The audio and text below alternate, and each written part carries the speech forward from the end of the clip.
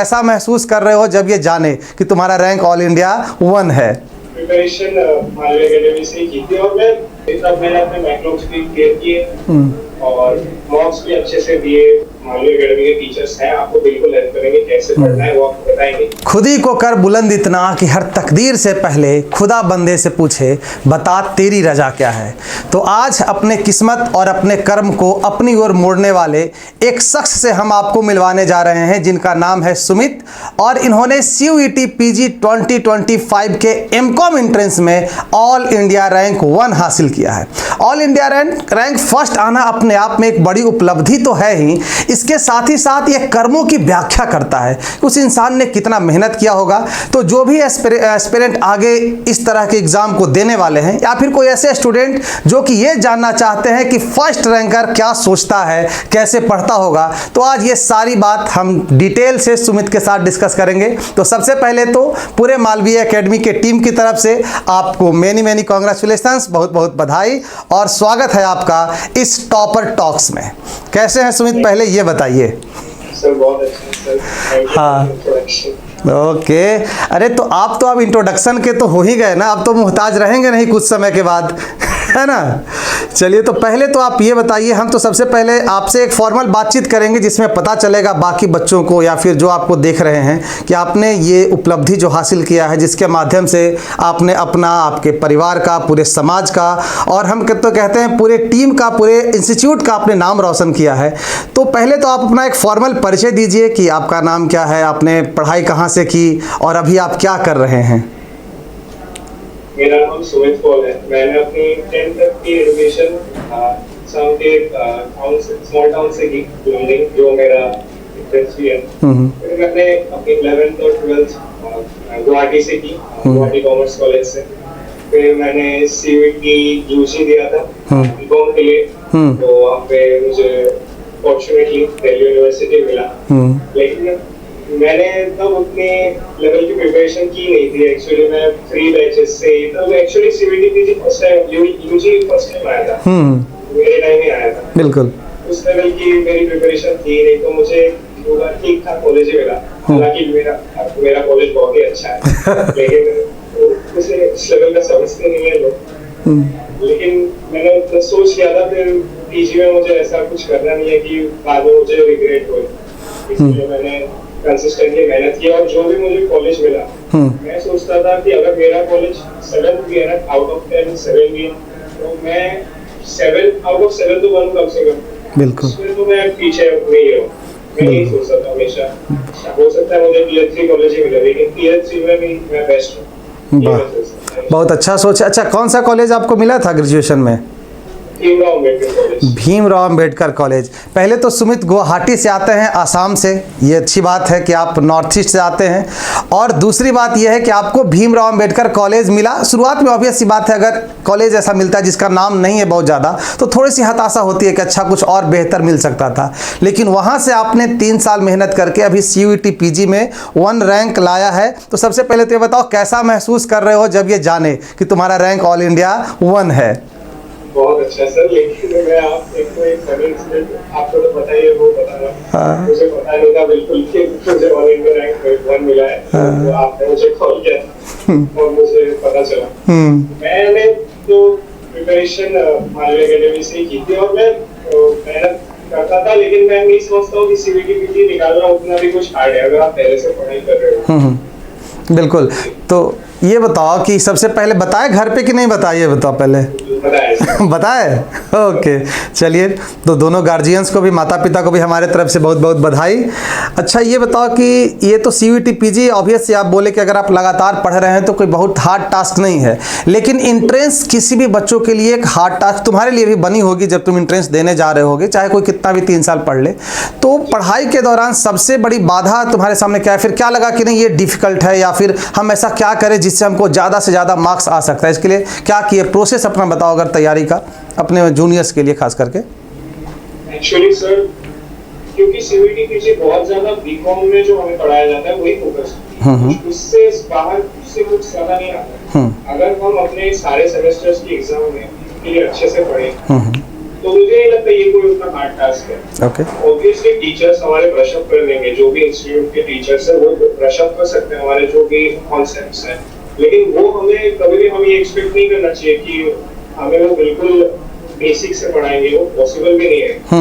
3 महीने 4 महीने की अगर आप प्रिपरेशन ले रहे हो किसी भी इंस्टीट्यूट से, तो वो पॉसिबल नहीं है कि वो आपको 3 साल के सब्जेक्ट्स 24 सब्जेक्ट्स से ऑलमोस्ट सबसे ज्यादा जो सीबीटी पीजी के अंदर, तो मुझे नहीं लगता आपको टीचर्स बेसिक से पढ़ा पाएंगे। अगर आपकी प्रिपरेशन पहले से अच्छी है, बाय प्रिपरेशन आई मीन कि आपने सारे सेमेस्टर्स अच्छे से पढ़ाई की है, तो टीचर्स आपकी जो 50% की प्रिपरेशन है आपको वो 90-100% तक लेके जा सकते हैं। नहीं, ये बहुत अच्छी बात कही आपने कि अगर आपने ग्रेजुएशन में कुछ नहीं पढ़ा है तब तो 3-4 महीने में 3 साल के बड़े सिलेबस को कवर करना मुश्किल होता है, ऑब्वियस सी बात है। लेकिन अगर आप पहले से 50% हैं तो 50% टीचर के साथ मिलकर आप उसको गेन कर सकते हैं। मतलब आप कह रहे हैं कि 50% आप पहले से तैयार थे और 50% का आपको बूस्टअप किया गया। कुछ और प्रोसेस बताओ, जैसे कोर्स ज्वाइन किए तो उसके बाद का कुछ अलग अनुभव, कुछ ऐसा हुआ क्या?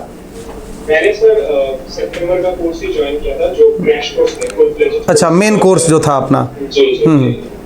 तो मैंने पहले सबको मोटिवेशन रहता है कि सारे वीडियोस देखेंगे, 3 वीडियोस देखेंगे, लेकिन इवेंचुअली हो नहीं पाता था क्योंकि मेरे कॉलेजेस सुबह ही कॉलेजेस चलते थे, क्लासेस चलते थे, तो मैं हर रोज तो क्लियर भी नहीं कर पाता था तीनों क्लासेस। तो बहुत सारे बैकलॉग्स आ गए, लेकिन दुर्गा पूजा के टाइम तो एक गैप मिला था एकेडमी की तरफ से, तब मैंने अपने बैकलॉग्स भी क्लियर किए और मॉक्स भी अच्छे से दिए। और मेरे पास क्रैश कोर्स का भी मटेरियल अवेलेबल था, मालवा एकेडमी ने अवेलेबल किया क्रैश कोर्स का मटेरियल, लेकिन मैं बिलीव करता था कि इतने टाइम में क्रैश कोर्स की तरफ ना जाऊं, फुल फ्लेज्ड कोर्स के जो वीडियोस हैं वही मैं पूरा करूं और मॉक्स को अच्छे से, मॉक्स बहुत जरूरी है। मॉक्स बहुत ज़रूरी है और क्रैश कोर्स के अलावा मेन कोर्स कहीं अगर दोबारा देखा जाए तो वो बेहतर। आपने ही अपने तैयारी के दौरान बेसिकली यही किया कि मेन कोर्स को दोबारा रिपीट किया और मॉक टेस्ट लगातार देते रहे।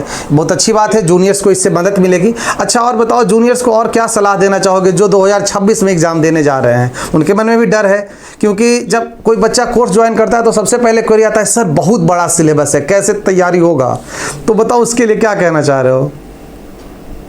मैं आप सबको बताऊंगा, जो भी मेरे जूनियर्स हैं, आपको बताना चाहता हूँ कि आपको जो 24 टॉपिक्स, जो 24 सब्जेक्ट्स हैं, वो आपको सब कवर बिल्कुल भी नहीं करना है। कुछ ऐसे सब्जेक्ट्स भी हैं जो जिससे क्वेश्चन एक भी नहीं आता, या एक आ गया वो आप स्किप बिल्कुल कर सकते हो, कोई दोहराने वाली बात ही नहीं। मैं आपको ये बताऊंगा कि जो सारे सब्जेक्ट्स हैं उसके आप बेसिक्स पढ़ लो।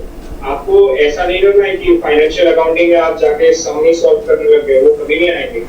आपके फाइनेंशियल अकाउंटिंग या कॉस्ट अकाउंटिंग या जो भी हमारे प्रैक्टिकल सब्जेक्ट्स हैं उनमें से बेसिक्स ही आएंगे। तो आपको ऐसे स्मार्टली पढ़ाई करनी है। आपको ऐसे नहीं करना है कि आप फाइनेंशियल अकाउंटिंग में आपने 1 महीना लगा दिया, क्योंकि पढ़ाया जाता है सेमेस्टर, बिल्कुल ऐसा बिल्कुल भी नहीं करना। आपको बेसिक्स पढ़ने हैं, सारे सब्जेक्ट्स के बेसिक पढ़ने हैं। वो मालवा एकेडमी के टीचर्स हैं, आपको बिल्कुल हेल्प करेंगे कैसे पढ़ना है, वो आपको बताएंगे और आपको अच्छे से मॉक्स देंगे, सारे मॉक्स आपको अच्छे से देंगे। मॉक्स बिल्कुल भी स्किप नहीं करो। आपकी एक प्रैक्टिस बन जाती है कि आप एग्जाम में जाके कैसे करोगे और एक कॉन्फिडेंस लेवल भी बूस्ट होगा। बिल्कुल। तो सभी जूनियर्स को आपके सामने सलाह यही है कि बेसिक्स पे ध्यान दीजिए, उसके बाद टीचर आपको उसमें बूस्टअप करेंगे और मॉक्स लगातार लगाते रहना है, मॉक्स के कभी छोड़ना नहीं है।